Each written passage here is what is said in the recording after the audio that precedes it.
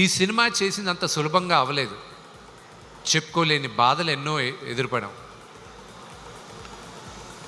ఒక మాట Kannada super star Shivraj Kumar గారు ఈ మధ్య కలిసినప్పుడు ఒక మాట అన్నారు.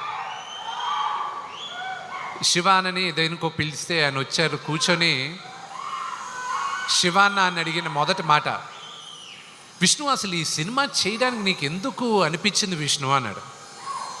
I said I don't know అన్న. ఫస్ట్ టైం ఆయన అడిగినప్పుడు నాకు తెలియదన్నా, బహుశా 50 సంవత్సరాలు వెండితెర పైన 50 సంవత్సరాల తర్వాత తెలుగులో కన్నప్ప రిలీజ్ అవుతుంది.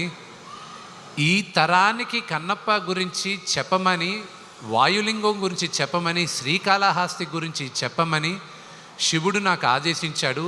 ఆయన అనుగ్రహంతోనే ఈ సినిమా తీస్తున్నానన్న. అంతే తప్ప నేను పోయి ఇంత పెద్ద సినిమా తీసేది నా వల్ల కాదు. అది శివైచ్ఛ అన్న.